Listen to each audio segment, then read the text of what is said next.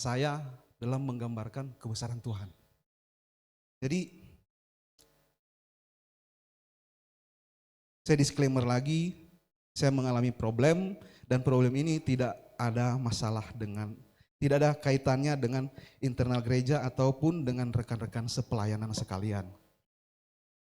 Ini belum firmannya, saya masih bersaksi sebentar, boleh kan?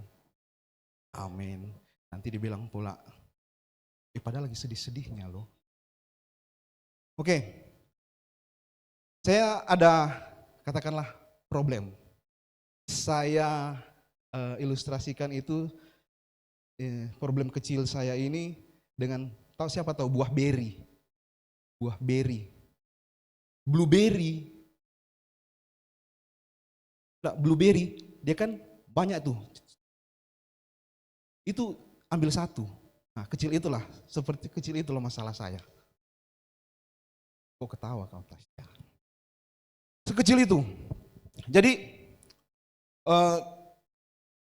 sebut saja itu masalahnya itu adalah Novberry, karena di sini pasti ada Harberry, Fairberry, Tasberry, dan berry-berry lainnya. Amin. Susah Pak Aris. Ariberi. Jadi ini bisa dibilang problemnya kecil. Karena problem kecil saya merasa gampang. Gampangnya. Sebenarnya bisa langsung saya pergi kau Novberry. Pergi kau. Sebenarnya kecil, cuman karena saking gampangnya, ku biarilah. Jadi biarlah masalah si Novberry ini. Nah, suatu ketika yang kecil ini mulai mengganggu. Kok mulai mengganggu kau? Novberry mulai mengganggu. Udah mulai mengganggu dia. Saya udah terikat sama si Novberry ini. Sudah terikat. Biasanya kan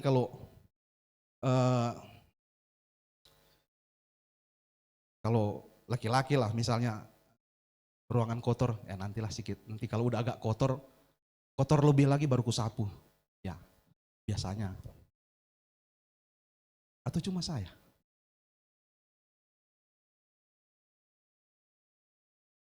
Sama ya. Alhamdulillah.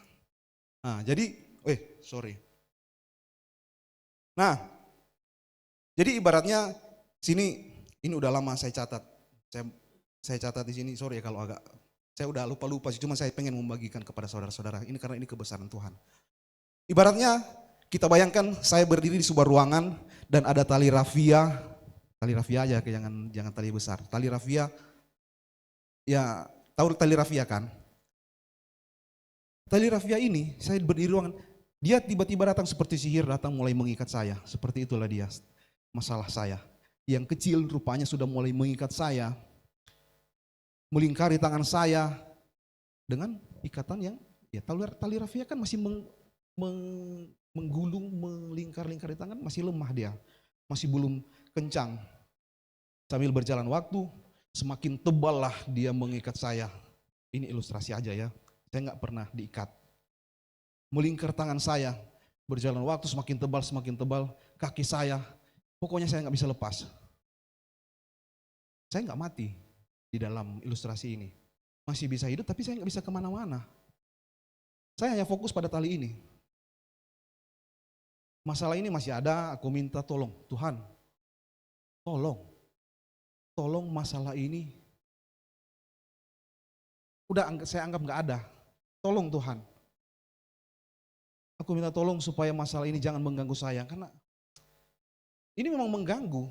Ya saya diikat sama tali rafia. Kemudian Tuhan kalau bisa masalah ini dihilangkan, hilangkanlah. Hilangkan. Atau buat masalah ini jadi nggak ada apa-apanya lah bagi saya. Tahu apa yang dikasih Tuhan? Dari buah beri kecil. Dikasih Tuhan, masalah itu buah semangka yang besar. Masalah yang kecil ini aja udah mengganggu. Ini dikasih semangka yang besar. Benar, ini buah beri ini langsung jadi nggak ada apa-apanya.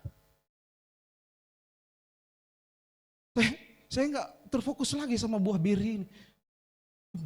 Ini mulai datang masalah semangka ini, datang mulai ke saya. Tuhan. Saya nggak fokus lagi dengan masalah yang kecil tadi. Tuhan. Musibah nih. Kan kacau. Nah, yang saya pikirkan ketika buah semangka ini mulai datang, saya akan hancur. Ya minimumnya ada di cerita-cerita nggak happy ending lah.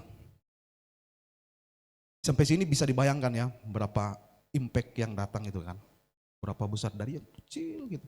Terus tiba-tiba datang yang besar. Oke, lanjut. Impact yang besar itu yang saya pikirkan pada malam itu. Pada malam itu aku berdoa. Aku berserah.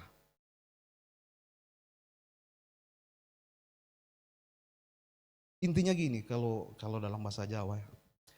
Gusti kulo manut. Tuhan, aku ikut aja lah. Tuhan, aku ikut. Setelah semangka yang mulai datang, tiba-tiba di pagi harinya nggak ada. Aku nggak tahu kenapa nggak ada, tapi tiba-tiba nggak ada. Tiba-tiba macam tahu kan masalah itu kalau kita mengando ya kan, mengando. Kalau orangnya biasa pakai Microsoft Office, salah, ando.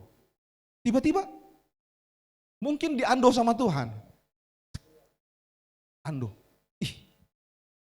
Yang saya rasa itu udah mau hancur hancur-hancurnya, tapi langsung diando sama Tuhan. Beri sorak-sorai untuk Tuhan kita.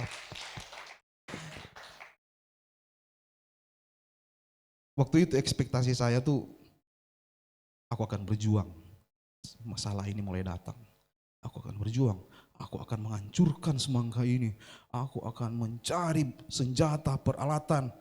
Semua kawan-kawan berperang melawan, kumpulkan tim. Jika saya nggak mampu, saya akan cari sekutu lebih banyak lagi. Paling tidak adalah effort saya untuk melawan. Tapi tiba-tiba it's gone away. Gone away. Wah. Entah kemana saya nggak tahu. Jangan ditanya, karena saya nggak mau lagi tentang masalah itu. Jujur pribadi saya jarang merasakan kebaikan Tuhan dan kebesaran Tuhan. Tapi saya mau bilang Tuhan itu sangat luar biasa. Beri sekali.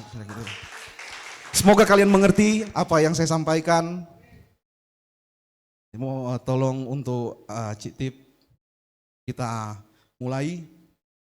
Tadi masih intro. Kita akan sama-sama belajar tentang leading with integrity. Leading with integrity. Kita ini kan masih dalam bulan pekerjaan yang berkenan. Jadi di sini dikatakan memimpin dengan integritas. Siapa tahu maksud dari integritas? Integritas. Jadi integritas ini adalah keselarasan antara pikiran, perkataan, dan perbuatan. Dia selaras. Berdasarkan nilai-nilai, moral, dan etika yang kuat. Terlalu berat ya.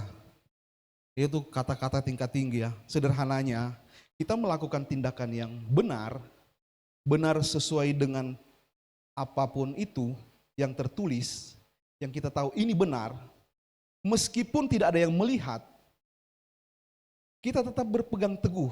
Kita berpegang teguh kepada prinsip dan kita bertanggung jawab. Itulah integritas. Kita bisa buka dulu Tip Amsal 10 ayat yang ke-9. Di sini saya mau kita semua berintegritas sebagai integritas ini jadi standar khususnya dalam kita bekerja ya. Yuk kita baca secara kencang sama-sama. 1, 2, 3.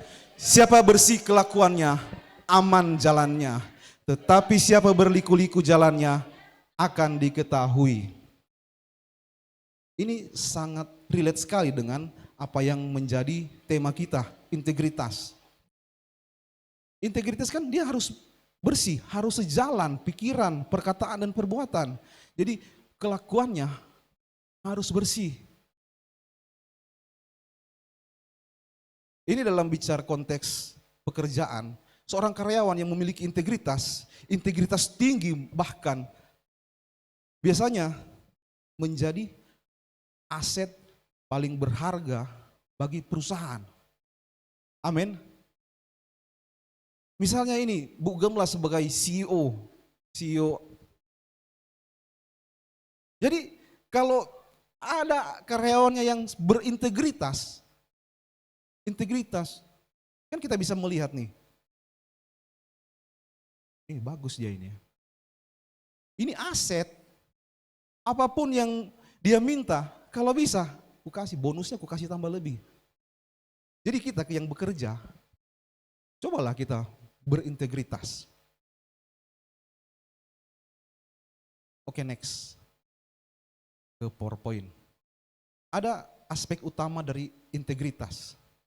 Ya, kita semua udah tahu sebenarnya aspek utama. Oh, sebelum lanjut, kalau kita mau bekerja ini intermezzo juga. Kalau kita mau bekerja, kita siapkan hard skill. Hard skill ini bukan hardy. Hard skill ini yang kita tahu tentang skill atau sebuah kemampuan kita dalam melakukan hal sesuatu. Contohnya, misalnya banyak kita di sini kerja di kantor, misalnya mau mengoperasikan komputer. Itu sebuah skill. Sebuah skill yang kita pakai dalam kehidupan kita bekerja. Itu hard skill. Soft skill. Kalau soft skill ini bisa dibilang apa yang ada dalam diri kita. Apa yang ada dalam di sini kita. Kita soft skill.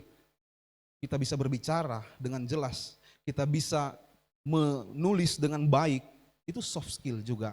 Contoh. Kemudian dalam kita mau bekerja, kita siapkan profesional.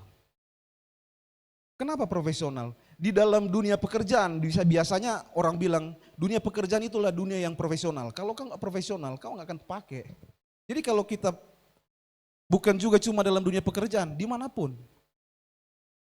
Kita kalau profesional, pasti kita bisa, apapun itu, kita akan dicari.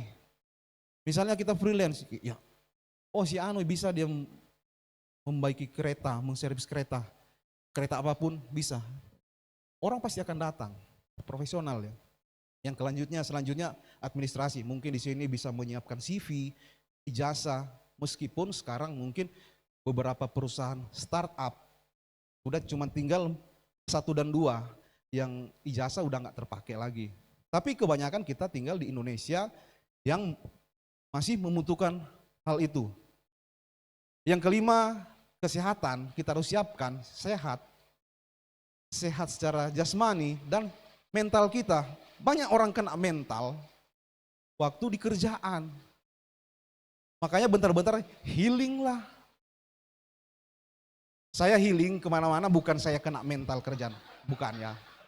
Saya murni memang saya mau kemana-mana, pengen mau melihat. Oke, ini nggak usah terlalu panjang, next. Aspek utama dalam integritas. Yang pertama, jujur. Jujur ini artinya apa? Sampaikan apa adanya, fakta. Jangan sampai kita mau berintegritas tapi seperti kata Pak Aris, masih ada bohong-bohong dikit.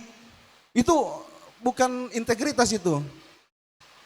Itu tidak bisa masuk orang spesifikasi integritas. Ini dulu lah. Sebenarnya banyak, cuman ini dulu lah. Dalam pikirannya dengan katanya sinkron. Ada orang yang berkata A, tapi pikirannya bela.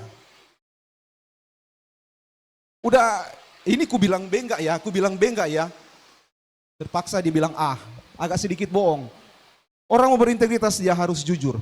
Selanjutnya konsisten. Konsistensi ini dikatakan memiliki standar moral yang baik, moral yang sama baik di depan atasan maupun di saat kerja sendiri.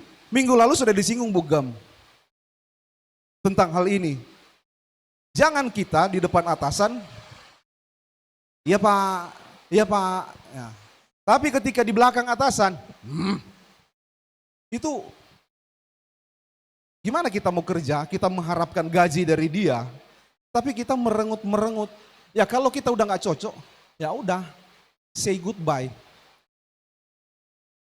Di sini dikatakan juga yang ketiga tanggung jawab. Berani akui kesalahan, terima konsekuensi dari keputusan yang diambil. Ya misalnya dia membuat kerugian atau kerusakan, ya udah tanggung jawab loh. Akui kesalahan, terima konsekuensi dari keputusan yang diambil. Saya dulu kalau masalah tanggung jawab ini sering lari. Takut saya. Tapi ketika sudah mulai mengerti bagaimana itu integritas, apapun yang masalahnya, saya siap hadapi apapun masalahnya. Oke, selanjutnya adil. Memperlakukan teman kerja atau klien secara objektif tanpa diskriminasi. Kita punya kawan, kita punya bestie, kita punya teman apapun itu di dalam pekerjaan. Jangan kita pilih kasih, jangan kita cuman sukanya berteman sama dia. Ya sama-sama, kita sama-sama bekerja di rumah yang sama, di gedung yang sama. Kalau bukan dia yang bantu kita, ya siapa lagi? Oke, next. Ini masih termasuk intro juga. Jadi, mengapa integritas itu penting saudara-saudara dalam kita bekerja? Ketika kita bekerja, kita mempunyai integritas, kita akan membangun reputasi kita. Jadi kalau misalnya saudara-saudara bekerja terus dia punya integritas, akan orang bilang, akan dikenal, orang ini dia dapat diandalkan, orang ini dapat dipercaya. Siapa yang gak mau kalau misalnya dapat diandalkan, dapat dipercaya? Ini udah mengikuti apa ya, seperti lagu ya, satu-satu yang apa? Satu-satunya yang kuandalkan. Ini udah sama loh. Orang-orang mengandalkan kita, bukan berarti dia mengandalkan Tuhan, mengandalkan Tuhan lewat kita. Jadi siapa yang gak mau orang percaya kepada kita? Kita membangun reputasi. Ada seorang Warren Buffett dia bilang, membangun reputasi itu 20 tahun. Kalau membangun reputasi, tapi bisa dihancurkan dalam 5 menit. Susah loh membangun reputasi ini. Menjaga integritas itu bukannya hal yang gampang. Oke, lanjut, peluang karir. Ketika kita ada integritas, seperti tadi saya bilang Bugam dengan anggotanya, dia udah bisa, saya angkat dia. Ketika kita mengandalkan Tuhan, ini akan seperti janji Tuhan, kita akan diangkat. Dia akan dipromosikan. Selanjutnya, kesehatan mental. Ini udah pasti kalau kita berintegritas. Kita tidak ada menye-menye, kita tidak ada neko-neko. Kita bekerja dengan jujur. Kalau kita kerja dengan jujur, ya maju-maju aja, lempang-lempang aja. Ngapain kita mau takut? Kita nggak akan pernah takut kalau kita ada integritas. Jadi ketenangan pikiran dalam bekerja, kesehatan mental, disinilah letak kuncinya, integritas. Next. Jadi, tema kita pada hari ini adalah leading with integrity, memimpin dengan integritas. Memimpin itu adalah sebuah kata kerja dari leadership. Ini sudah banyak sekali, mungkin Pak Gem sudah pernah menyampaikan leadership ini. Apa sih itu leadership? Kita baca sama-sama saudara, apa itu leadership? 1, 2, 3. Kemampuan memengaruhi, memotivasi, dan mengarahkan orang lain untuk mencapai tujuan bersama. Bukan sekedar megang posisi atau kekuasaan. Saya ada rangkum 4 gaya leadership. Supaya gampang saya tulis ini bold, B-O-L-D. Bold ini juga kan kalau dalam bahasa Inggris terjemahkan ke Indonesia itu berani. Ya kalau di orang-orang kantor bold itu huruf tebal, menebalkan. Saya mau tanya dulu kepada kita semua, ketika kita mendengar kata leadership, apa yang muncul dalam pikiran kita? Tiba-tiba. Apa yang muncul?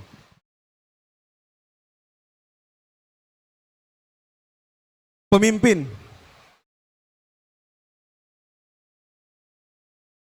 Pengambil keputusan.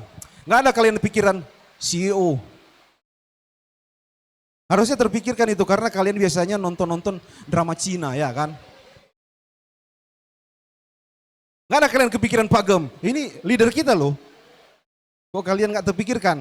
Oke saudara-saudara, di sini 4 gaya leadership ini ada birokratik, otokratik, laissez-faire, demokratik.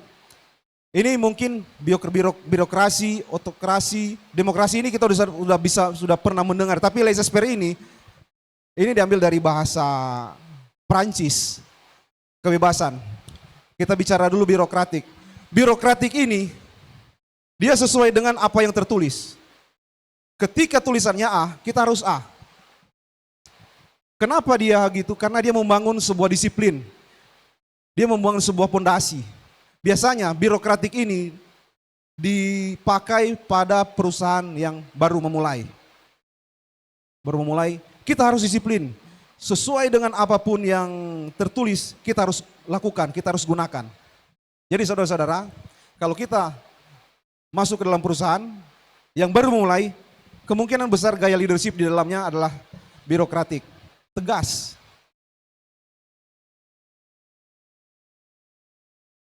Kemudian lanjut otokratik. Ini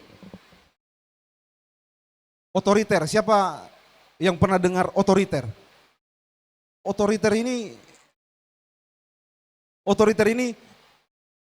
dari paling atas kasih instruksi, ini harus dijalankan.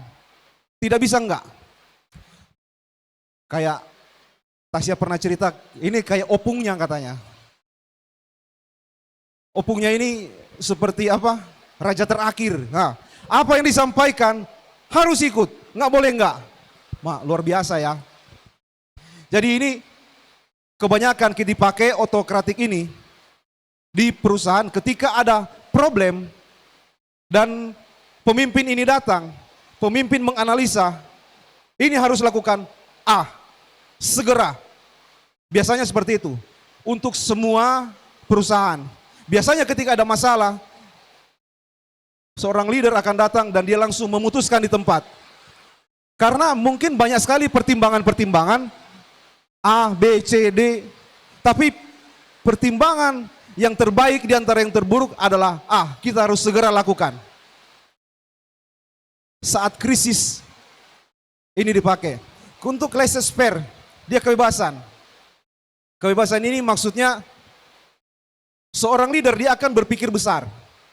Dia akan memberikan kepada wakil-wakilnya. Kau urus ini, kau urusin. Departemen akunting, kalian urus.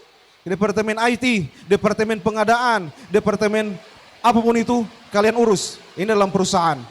Jadi, kalian butuh budget berapa? 100 juta, ini. Kalian butuh berapa? 500, ini.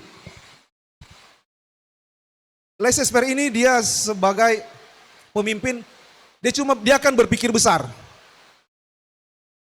Dia cuma mau nanya bagaimana untung, bagaimana rugi, bagaimana apa masalah. Cuma itu aja yang ditanya. Dia tidak akan tanya secara detail. Biasanya ini dipakai ketika perusahaan itu sudah stabil. Sudah banyak struktur organisasinya. Ada wakil A, wakil B, wakil C. Kemudian ini demokratik. Demokratik ini seperti yang ada dalam negara kita, demokrasi, berdiskusi, sering rapat. Jadi kalau ada masukan dari anggota-anggota, misalnya 2, Ya, leader yang akan memutuskan di antara dua ini.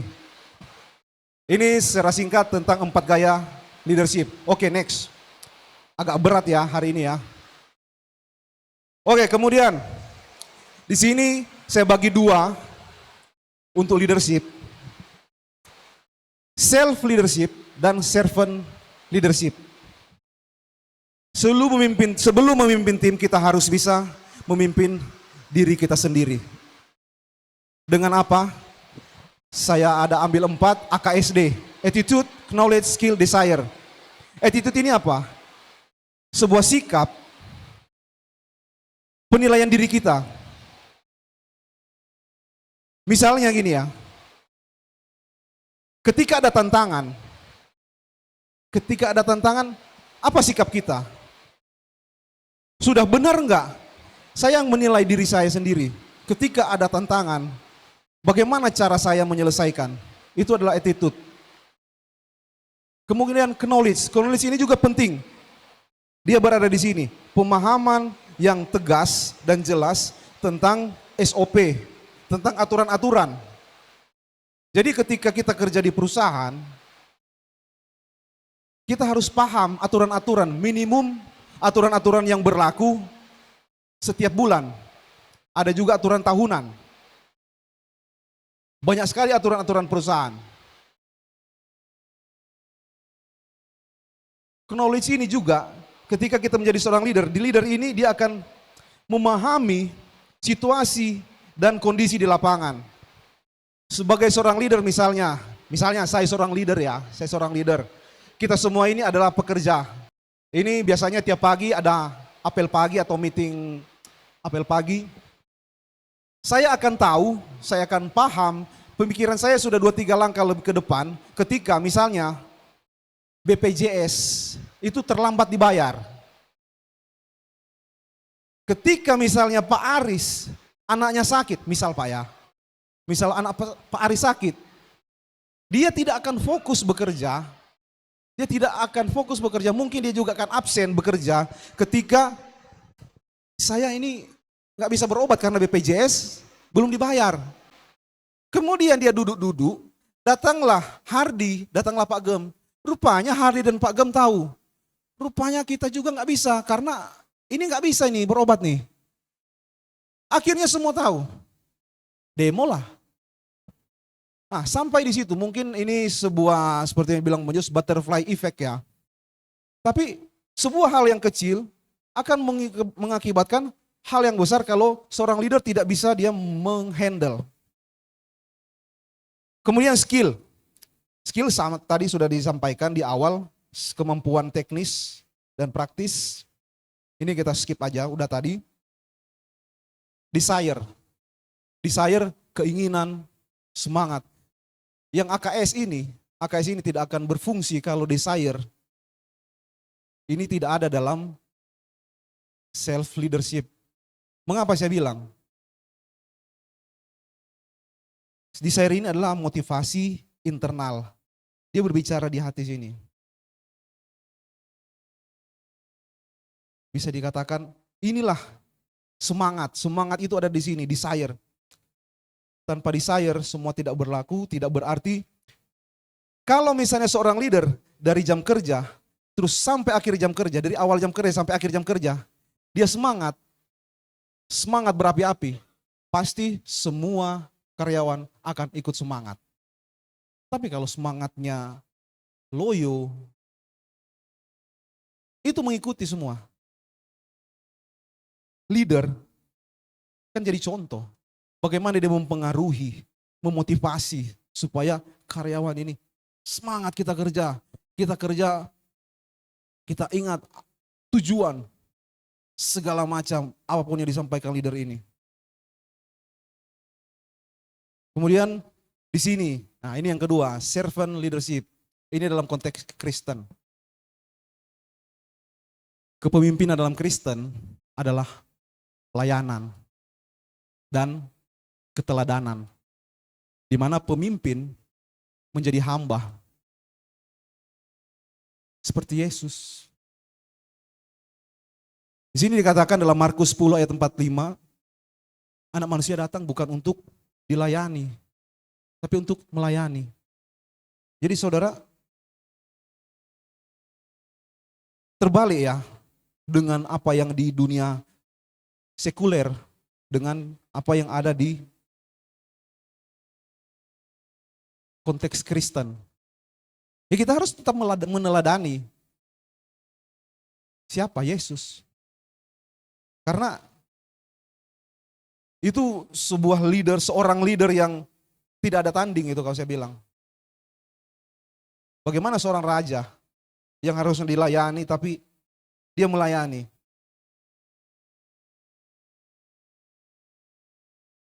Cuma di sini saudara-saudara, kita kembali lagi ke dunia sekuler karena ini leadership untuk pekerjaan. Pelajarilah self leadership karena seringkali kita ketika kita mendengar leadership, seringkali kita cuma mendengarkan ajaran-ajaran leadership tentang mengatur orang. Bagaimana cara mengatur orang ini, mengatur orang ini, mengatur kita semua kan ini beda-beda isi kepala kita, beda-beda sifat kita. Bagaimana cara mengatur, menggabungkan semua itu? Tanpa ini, tanpa self leadership, itu susah. Makanya harus taklukkan dulu yang ada dalam sini. Oke, next. Nah, kita mau belajar dari Daniel.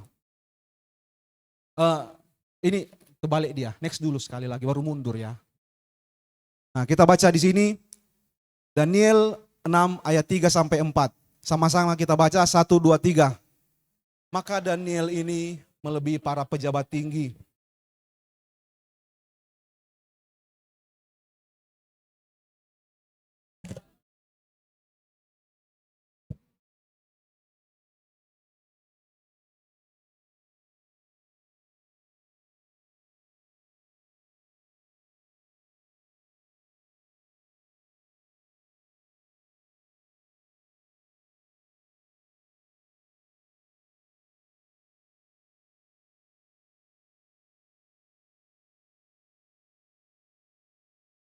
Oke, kembali.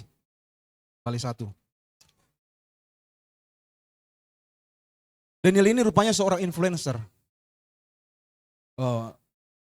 Membuat sebuah pengaruh dalam dirinya. Dia tidak ada apa-apanya di Babel, tidak punya jabatan tinggi di awal. Tetapi dia sudah menguasai dirinya, artinya sudah ada yang dia pelajari, hikmat-hikmat ini, dia minta sama Tuhan, dia pelajari. Karena nggak mungkin hikmat yang ada di sini kalau dia nggak pelajari. Leadership ini, saya mau tanya, leadership itu made or born? Made or born? Made. Yes. Exactly. Nah, leadership made. Leadership itu kita yang ciptakan sendiri, kita yang cari, kita yang telusuri dimanapun itu. Itu kita mau bikin kita seperti apa. Leadership is made. Enggak ada orang pas lahir sudah ada skill leadership, enggak ada. Jadi di sini Daniel dia mencari semua hikmat-hikmat itu. Ya mungkin dikasih juga sama Tuhan. Dan memang bukan mungkin, memang dikasih sama Tuhan. Dengan cara apa? Carilah. Karena Tuhan bilang kan carilah maka akan dapat. Hikmatnya itu membuat apa? Raja-raja tunduk. Nah contohlah 1. Dia mengartikan mimpi Raja Nebukadnezar. Sampai Raja Nebukadnezar ini kan, siapa yang tahu kisahnya ini? Raja Nebukadnezar, dia mimpi. Nggak ada yang bisa mengartikan. Nah, dalam kuasa sehari-hari, nggak ada yang bisa mengartikan. Mau kubunuh aja semua orang ini. Bunuh aja orang-orang pandai lah kita bilang. Tapi Daniel dengan kawan-kawannya, dia bilang, tunggu kami berdoa dulu ya sama Tuhan ya. Dia datang sama Tuhan. Dia minta hikmat kepada Tuhan. Ujungnya apa? Happy ending.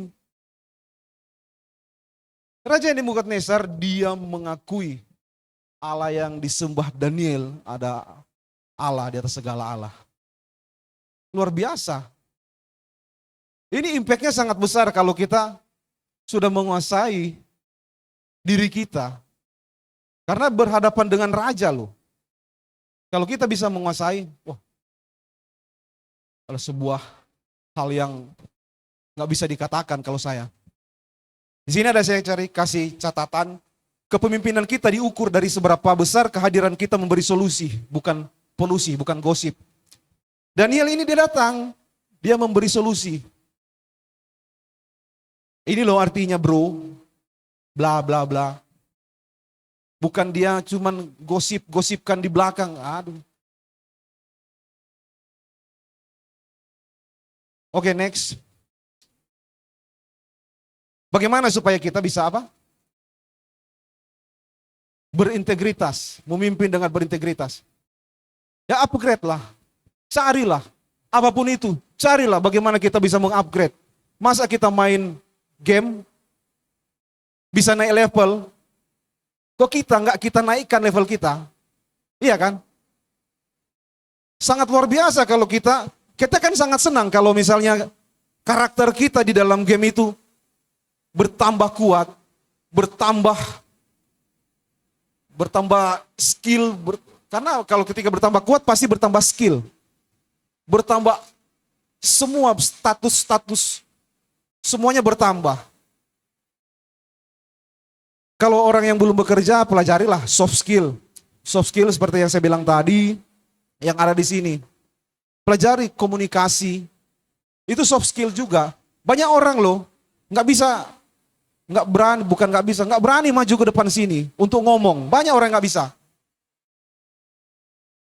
Pelajari. Karena suatu saat kamu akan dipakai Tuhan.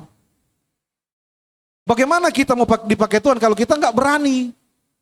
Ketika kita berani, seperti yang saya bilang, Tuhan aku ikutlah, terserahmu lah.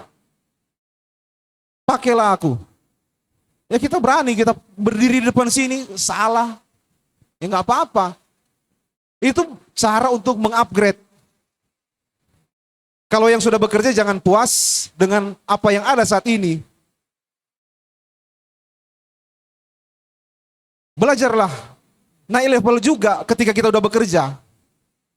Tapi dengan cara yang sehat, kita jangan menjatuhkan kawan. Misalnya kita pengen naik jabatan, kita jelek-jelekkan kawan kita.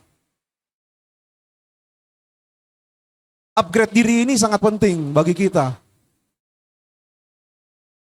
Jangan cuman istilahnya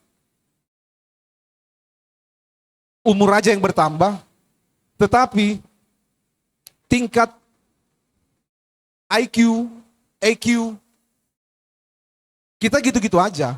Ya bandingkanlah, tahun lalu aku kayaknya kosakata dalam bahasa Inggris ada 100, ini udah 105, puji Tuhan, nambah. Kan meskipun kata-kata itu nggak jelas, nggak terpakai, tapi saya bisa bertambah.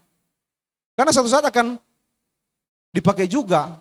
Karena itu diciptakan, meskipun jarang dipakai, tapi pasti akan dipakai. Kemudian menjadi solutif. Seorang atasan, seorang bos, lebih suka karyawan yang banyak kasih solusi. Begini loh bos, solusinya begini, menurut saya nih, menurut saya. Ya bagaimana kita mau kasih solusi kalau kita nggak pandai ngomong? Kita tengok, apalagi bos kita orangnya otoriter, yang susah sekali menerima masukan. Udah takut duluan. Tapi bagaimana cara kita bisa memberikan solusi kepada bos kita? Dia lebih suka orang yang kasih solusi daripada yang bawa masalah. Meskipun membawa masalah ini bukan buruk loh. Karena kalau masalah kita tidak bawa ke hadapan atasan kita simpan-simpan. Ketika nanti dia tahu, misalnya sekarang rusak nih, Ketika dia tahu minggu depan, kita yang kena marah. Kenapa kau nggak bilang? Kalau minggu kemarin, mungkin udah selesai hari ini kalau kita berbaiki. Tapi ini kita harus jadi solutif lah. Menjadi tukang solusi. Yang ketiga, inisiatif. Ini semua pahamlah. Di dalam pekerjaan, di dalam gereja, inisiatif juga. Ya kalian juga kan pengen juga kalian punya pacar yang inisiatif kan. Amin. Ya nggak mungkin lah. Pacarmu, terus kau bilang-bilangi. Terus kau bilang-bilang, capek kan? Ya, misalnya nih, aku udah dulu, kalian udah duduk, udah panas-panas gini. Inisiatif dia bikin es teh, mandi. Nih. So sweet kan? Jadi gercep.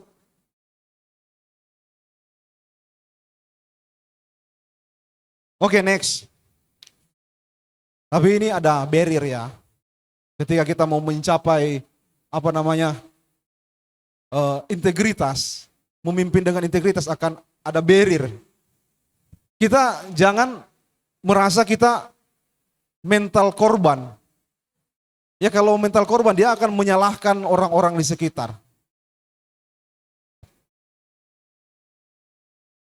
Kok mereka-mereka aja sih? Kok aku enggak? Ya sadar diri dulu dong bos. Kenapa si Anu terus yang disuruh? Kenapa bukan kau? Iya kan? Saya rasa kita paham lah semua di sini. Kemudian di sini yang menjadi penghalang apa? Keangkuhan. Memang pintar, cuma dia merasa aku paling bisa di antara semua ini. Ketika ada hal yang baru jadi sulit dia menerima. Bahkan mungkin dia udah meremehkan orang-orang yang udah duluan kerja di situ, yang lebih senior secara usia. Ya biasanya orang senior agak gaptek ya. Diremehkan. Janganlah angku-angku ya. Kemudian di sini dia mengkompromi. Ini sangat nggak boleh lah kalau kita seorang Kristen mengkompromi, apalagi mengkompromi etika.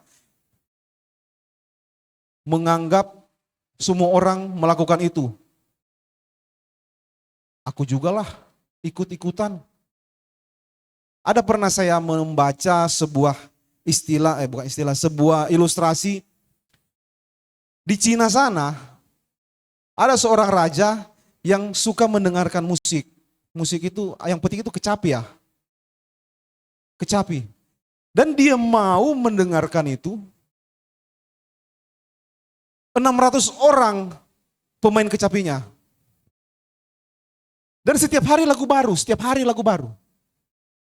Setiap hari dia pengen mendengar lagu. Tiba-tiba ada si Polan di antara 600 ini. Seminggu udah bisa dia, minggu udah bisa, setiap hari lagu baru. Mungkin gara-gara begadang, main Mobile Legends malam. Si Polan ini nggak mempelajari lagu untuk besok. Jadi dia nggak pelajari. Nah,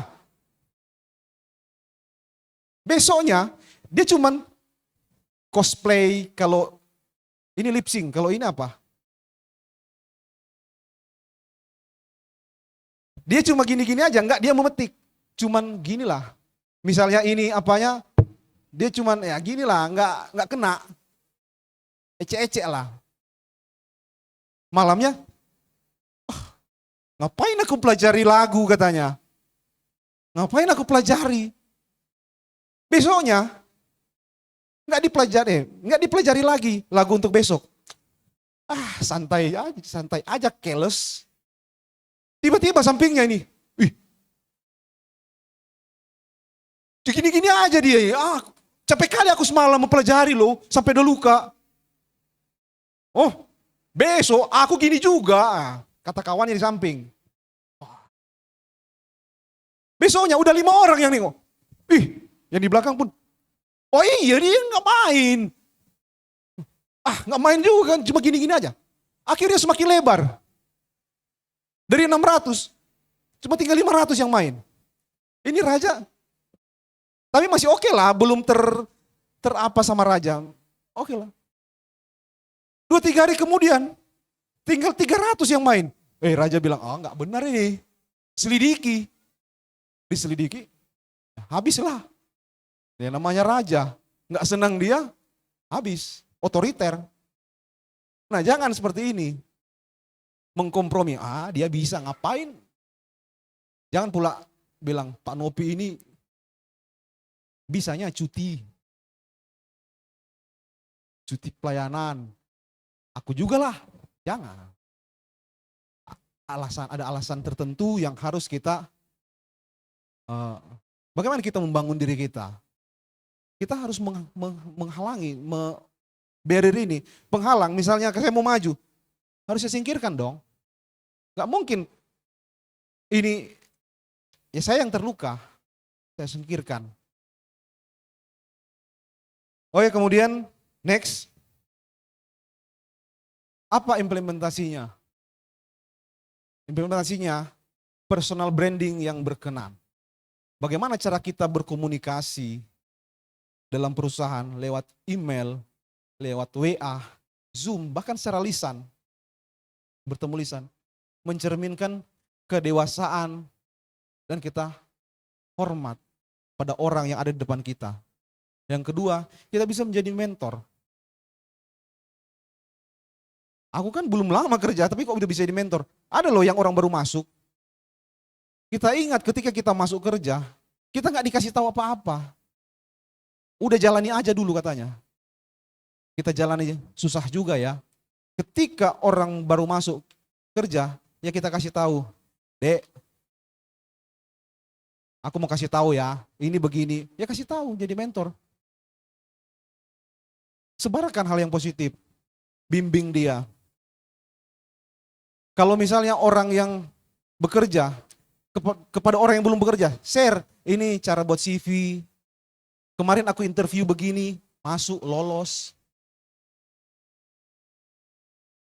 Selanjutnya, doa, sebelum memulai kerja, kita doakan kantor kita doakan atasan, semua rekan kerja kita.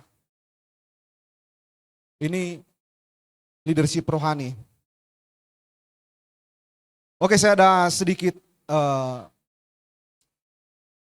kesaksian mengenai saya kerja. Yang bagaimana saya bekerja di waktu itu di Banten. Ini masih ada, next. Oke, thanks. Ini saya tutup dengan kesaksian bisa maju tim PAW. Saya di Banten kira-kira 7 tahun yang lalu. 7 tahun yang lalu saya ada di Banten. Di antara semua staf, cuman saya yang Kristen waktu itu. Dan pernah saya sampaikan di sini, orang-orang sini udah sebagian besar yang tahu. Di titik saya bekerja, radius 50 km tidak ada gereja.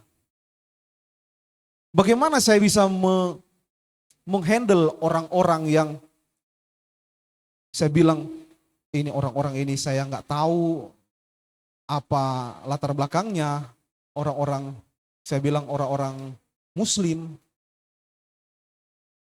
Saya pelajari semua. Saya pelajari satu-satu, bukan semua ya, satu-satu. Si anu. Saya dekati.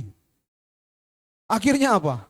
Oh rupanya kalau orang ini, ketika saya melakukan ini, mereka ngikut. Karena mereka tahu, oh ini adalah seorang pemimpin saya, ini adalah leader saya, ini adalah atasan saya. Kalau nggak ada dia, kita ini nggak bisa ngapa-ngapain.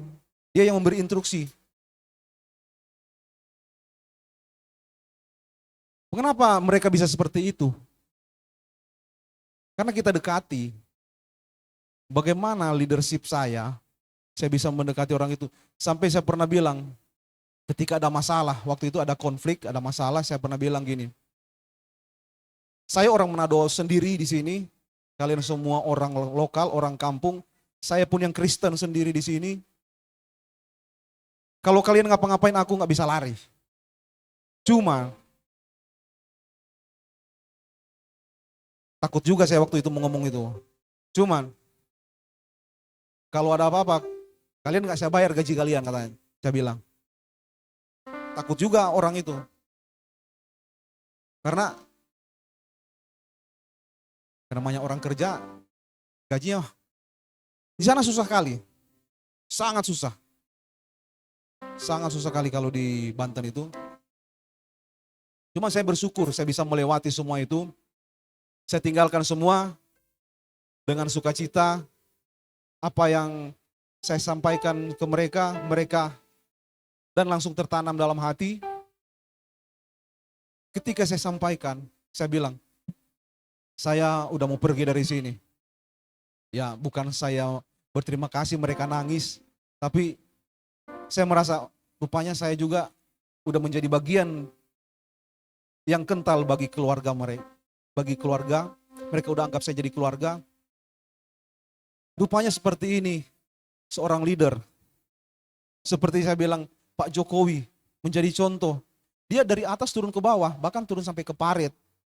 Ketika sudah sampai ke dalam parit, artinya sudah melakukan, saya pun seperti itu, melakukan dulu, baru saya bisa suruh. Karena kalau seorang leader, yang ini jari telunjuk ini paling berkuasa. Ketika saya sudah melakukan, saya tunjuk, mereka mau. Artinya, oh kita harus menjadi contoh dulu, jangan cuman asal ngomong aja, supaya mereka ikut. Ya puji Tuhan, saya ada di sini, ya saya juga bukan mau bilang apa, tapi saya mohon bimbingan juga lah kepada rekan-rekan semua, khususnya pada Pak Gem dan eh, Pak Jo sebagai pembina. Mungkin dalam beberapa hal saya perlu dibimbing lagi lah. Oke, mungkin itu aja yang bisa saya sampaikan. Kita tundukkan kepala. Terima kasih Tuhan, berkat-Mu melimpah dalam hidup kami. Kami percaya Tuhan di dalam setiap apapun yang menjadi rencana Tuhan, biarlah itu terjadi dalam hidup kami Tuhan. Biarlah ketika kami melakukan pekerjaan kami Tuhan, itu pekerjaan itu untuk memuliakan nama Tuhan. Biarlah ketika kami memberikan sepenuh hati kami Tuhan dalam pekerjaan, kami juga memberikan sepenuh hati dalam pelayanan Tuhan. Ini kami, pakai kami ya Bapa. Biarlah kiranya Tuhan kami diberkati dan kami bisa memberkati Tuhan melalui pekerjaan yang Kau berikan. Dalam nama Yesus. Haleluya. Amin.